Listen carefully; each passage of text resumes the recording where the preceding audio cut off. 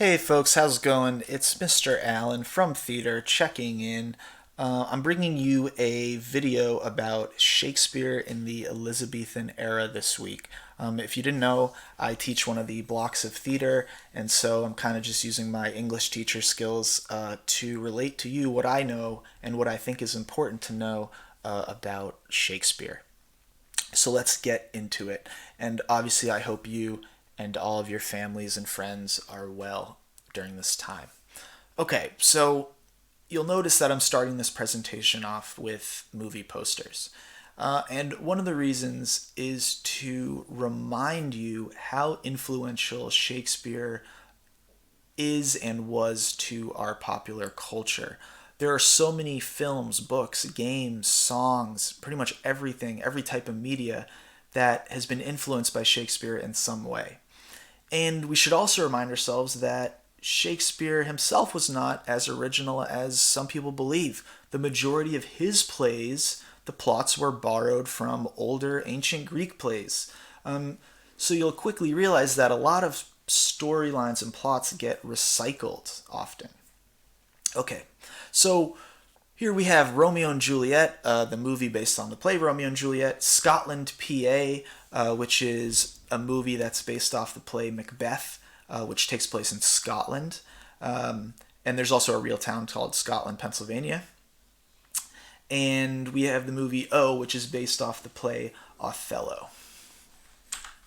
Okay, here's some more. The Lion King, one of my favorite Disney films, is actually a scene-by-scene remake of the play Hamlet. 10 Things I Hate About You, probably one of the most classic teen comedies, is based off the play Taming of the Shrew. And Warm Bodies is kind of a zombie comedy based on Romeo and Juliet, and I have not seen that one.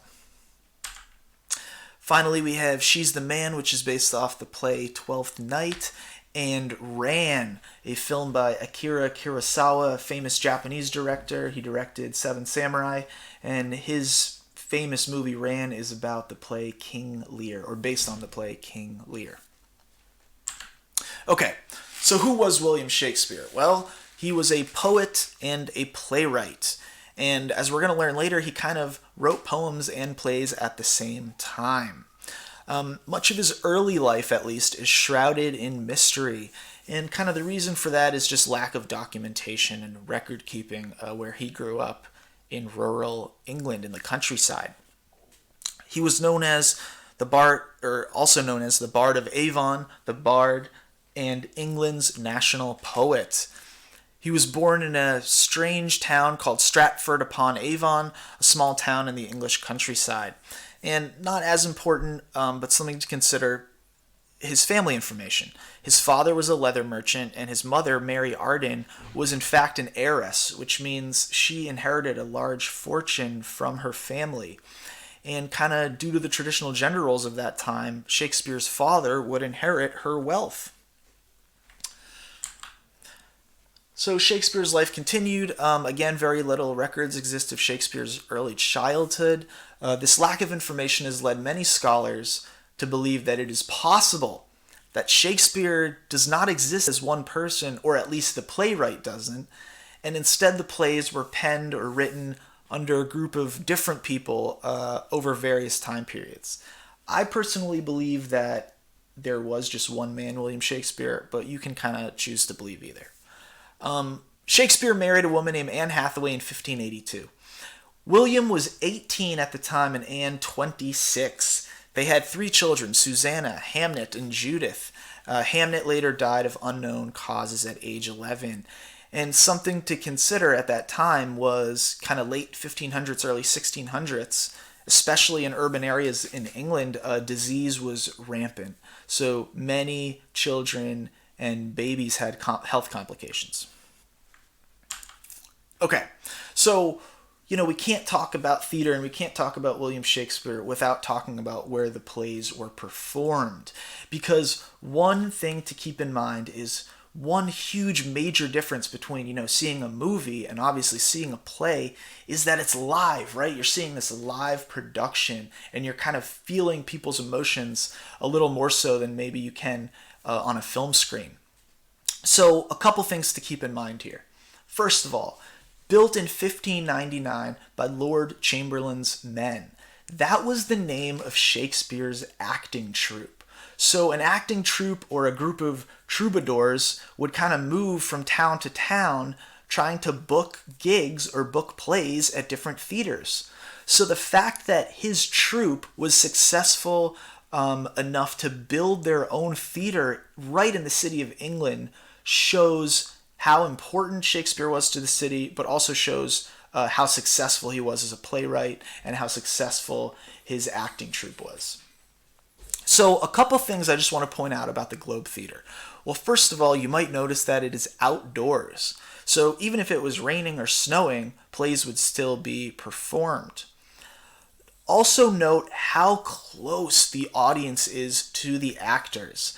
Oftentimes, it was a very interactive experience. Actors would be heckled if they weren't performing well. People would throw food at them. But also, kind of, sometimes the actors would try to get the audience involved. Or characters that breach the fourth wall, that talk to the, or address to the audience in the plays, the audience would feel very immersed, right?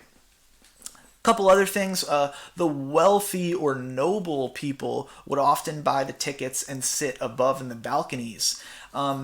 And whereas the peasant class or the lower class would be able to afford the tickets where they would stand in this kind of outdoor arena, oftentimes in the mud, just to experience these plays.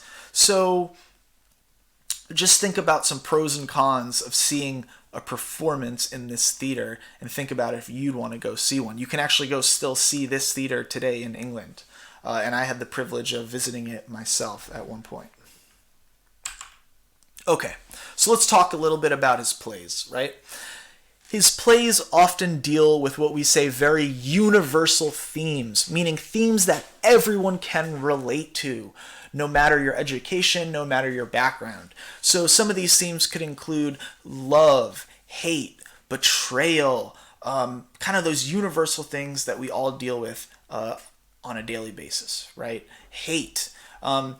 And feature both high and lowbrow humor. That means that there's a lot of sophisticated comedy in his plays, but it also means that there's a lot of, what we might refer to as toilet humor. Within the play Romeo and Juliet, because it's about teen lovers, there are many, many, many sex and essentially dick jokes. And so one of the reasons for that is because Shakespeare wanted his plays to address themes that everyone could relate to. So even if you were illiterate or uneducated, you would still find his plays entertaining, even through possibly the, quote, lowbrow humor, whereas someone who was more educated would get more out of the play, right? But the important thing is to remember everyone can get something out of Shakespeare plays. His plays are also giant, multi-tiered narrative poems. And so we're going to talk a little bit more about that later, but just keep in mind that his plays can both be read as a play with characters and dialogue, but also just one poem, which is kind of mind-blowing. He received tremendous support from Queen Elizabeth, hence the Elizabethan Era, who was a huge proponent of the arts and improving culture in England at the time. If you just look at this portrait of her, you can kind of tell that she was pushing the boundaries of popular culture. She often kind of pioneered fashion trends, and then that would trickle out throughout the city. People would want to dress like the queen. I mean, look at this ridiculous collar she has on, right? But she loved the arts and she loved entertainment, and she ultimately became Shakespeare's patron, which means she basically supported his work. She paid him to write and put on plays through his acting troupe. And so he essentially became the playwright of the Queen, and once you become that, you're pretty much set, right? He was extremely, extremely successful. Okay.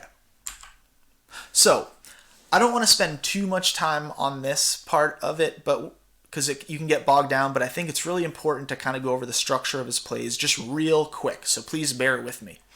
So Shakespeare's plays are written in a poetic form called iambic pentameter. Iambic just means kind of a measurement of poetry, and in this case it's a foot, so don't even really worry about that. Pentameter, if we look, penta meaning 5, meter is just a mode of measurement, so it's kind of 5 feet. So here's a little webcomic that I found that kind of speaks to iambic pentameter. It says, what time can you pick Michael up? Well, I can meet the plane at 10 of 6. Do you know where to find him? I'll meet him at the stairs before the gate. If we were to measure the syllables of this, well, I cannot meet the plane at 10 of 6, 10 syllables. I'll meet him at the stairs before the gate, 10 syllables. I'm just counting those syllables on my fingers. So why are we doing this and what's the point of this? Well, check it out. So here's an example of a poem by John Keats, which is written in iambic pentameter. So, to swell the gourd and plump the hazel shells. If we were to kind of follow the rhythm of this poem, or let's say we put this poem to music, here would be the beat. And how poem is kind of formed is, look, short, long, short, long, short, long, short, long, short. If you don't understand this, don't worry. It's going to kind of make sense in a moment. So, if we keep reading poetry in this kind of rhythm, we see that it really forms a beat, and the beat is ba-boom, ba-boom, ba-boom, ba-boom. And if you haven't guessed already, it's kind of the beat to the heartbeat, the human heart. And so all of Shakespeare's plays are written to the beat of a human heart because his plays deal with themes that affect the heart, right? Relationships, hate, love, betrayal, all of that stuff that we find so juicy in drama.